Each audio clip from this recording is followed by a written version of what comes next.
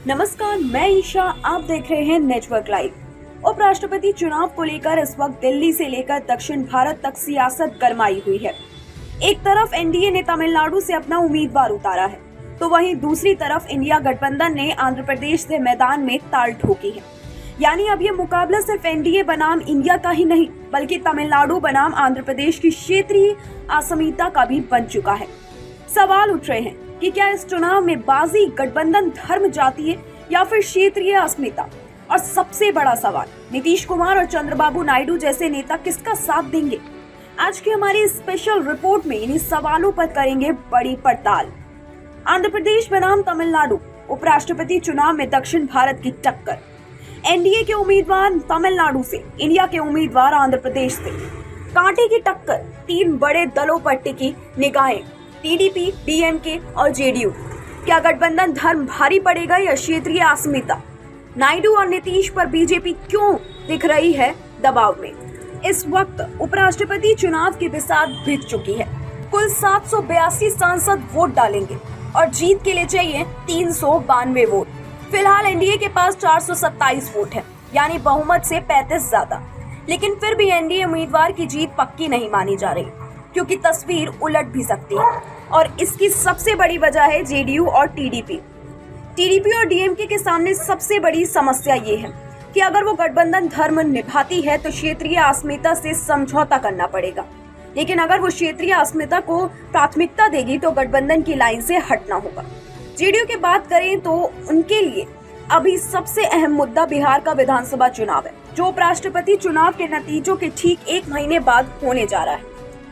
इसलिए नीतीश कुमार इस वक्त हर कदम फूंक फूंक कर रख रहे हैं। इतिहास गवाह है कि जब एनडीए या यूपीए ने आंध्र प्रदेश से उम्मीदवार उतारे हैं, तो टीडीपी ने क्षेत्रीय अस्मिता को प्राथमिकता दी। 2002 में अब्दुल कलाम हो या फिर 2018 में वेंकैया नायडू, टीडीपी ने गठबंधन धर्म और क्षेत्रीय राजनीति दोनों को साधा है। लेकिन जब उम्मीदवार आंध्र प्रदेश से ही नहीं रहे, तो नायडू ने अक्सर पलटी मारी है। इस बार मैदान में इंडिया गठबंधन के उम्मीदवार सुदर्शन रेड्डी आंध्र प्रदेश से हैं। यानी बीजेपी की सबसे बड़ी चिंता यही है कि नायडू कहीं क्षेत्रीय पहचान के नाम पर एनडीए से किनारा न कर ले। अब बात करते हैं नीतीश कुमार की। 2002 में एनडीए के साथ थे और एनडीए उम्मीदवार कलाम को वोट दिया। 2007 में भी एनडीए की लाइन पर चले, लेकिन 2012 में कांग्रेस उम्मीदवार प्रणब मुखर्जी का समर्थन कर सबको चौंका दिया। 2017 में फिर एनडीए की तरफ झुकाव दिखाया और राजनाथ कोविंद को वोट किया। यानी नीतीश कुमार किस वक्त किसका पाला पलट सकते हैं, ये कोई नहीं जानता है। और यही वजह है कि बीजेपी इस बार उन पर सबसे ज्यादा फोकस कर रही है। उधर तमिलनाडु की डीएमके का पैटर्न बिल्कुल अलग है। डीएमके ने हमेशा गठबंधन धर्म निभाया है। 2018 और 2022 में भी डीएमके ने विपक्षी उम्मीदवार का ही समर्थन किया।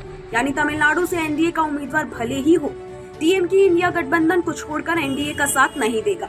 ये तस्वीर लगभग साफ है। यानी तस्वीर 3 लेयर में बटी हुई है। पहला, एनडीए के लिए डीएमके से समर्थन की कोई उम्मीद नहीं है। दूसरा, जेडीयू और टीडीपी का रुख अब भी सस्पेंस में है। और तीसरा, बीजेपी को सबसे बड़ा डर यही है कि अगर नायडू और नीतीश दोनों ने पाला बदला तो एनडीए की गिनती कम हो सकती है।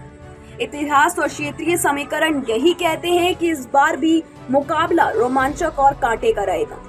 और यही वजह है कि उपराष्ट्रपति चुनाव को लेकर देश भर में राजनीतिक गलियारों में टेंशन और सस्पेंस दोनों चरम पर हैं। तो फिलहाल हमारी स्पेशल रिपोर्ट में इतना ही। अगर रिपोर्ट पसंद आई हो तो वीडियो को लाइक करें, शेयर करें और चैनल नेटवर्क लाइव को सब्सक्राइब जरूर करें। फिर मिलेंगे एक और बड़े खुलासे के साथ। तब तक के लिए नमस्कार।